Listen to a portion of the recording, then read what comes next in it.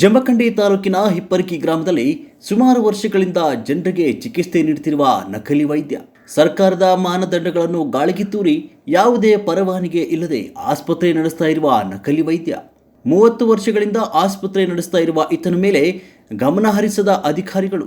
ಅರುಣ್ ಕುಲಗೋಡ್ ಎಂಬ ವೈದ್ಯನಿಂದ ಜನರ ಪ್ರಾಣಾಡುವೊಡನೆ ಚೆಲ್ಲಾಟ.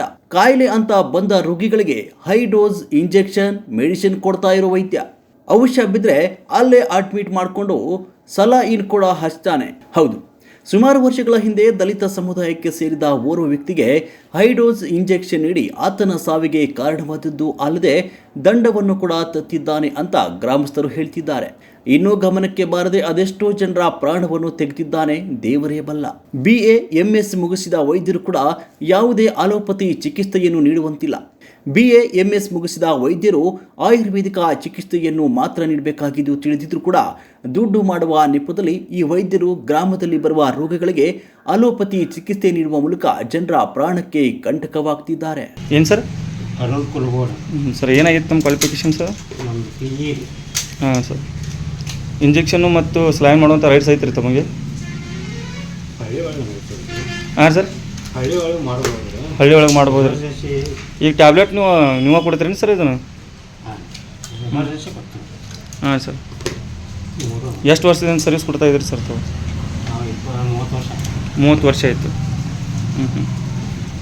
ಇತ್ತೀಚಿನ ದಿನಗಳಲ್ಲಿ ಕಿಡ್ನಿ ಸಮಸ್ಯೆ, ಹೃದಯ ಸಮಸ್ಯೆ, ಲಿವರ್ ಡ್ಯಾಮೇಜ್ ಹಾಗೂ ಇನ್ನುಳಿದ ಅಂಗಾಂಗ ವೈಫಲ್ಯಗಳು ಹಳ್ಳಿಯ ಜನರಲ್ಲಿ ಹೆಚ್ಚಿಗೆ ಕಾಣತೊಡಗಿಸಿಕೊಂಡಿವೆ. ಇವೆಲ್ಲದಕ್ಕೂ ಇಂತಹ ವೈದ್ಯರು ನೀಡುವ ಚಿಕಿತ್ಸೆ ಕೂಡ ಕಾರಣವಾಗಿದೆ. ನೋಡಿಯೂ ನೋಡದ ಹಾಗೆ ಕಣ್ಮುಚ್ಚಿ ಕುಳಿತರ ಅಧಿಕಾರಿಗಳು. ಇನ್ಮೇಲಾದರೂ ಎಚ್ಚೆತ್ತುಕೊಳ್ತಾರ ಅಧಿಕಾರಿಗಳು? ಕಾದು ನೋಡಬೇಕಾಗಿದೆ.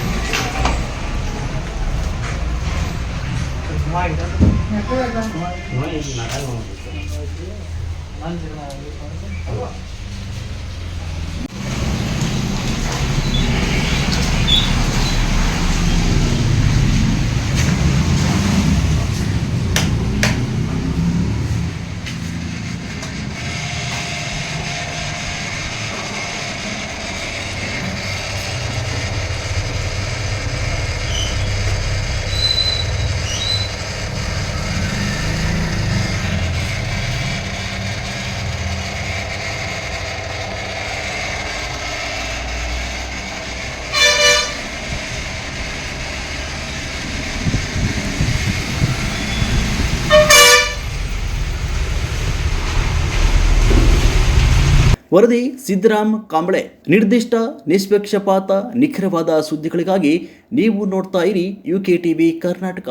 ಇದು ನಿಮ್ಮ ಧ್ವನಿ. ಇನ್ನೂ ಹೆಚ್ಚಿನ ವಿಡಿಯೋಗಳಿಗಾಗಿ ನಮ್ಮ ಚಾನಲನ್ನು ಸಬ್ಸ್ಕ್ರೈಬ್ ಮಾಡಿ, ಪಕ್ಕದಲ್ಲಿ ಇರುವ ಬೆಲ್ ಐಕಾನ್ ಮೇಲೆ ತಪ್ಪದೆ ಪ್ರೆಸ್ ಮಾಡಿ, ಲೈಕ್ ಮಾಡಿ, ಶೇರ್ ಮಾಡಿ. ಧನ್ಯವಾದಗಳು.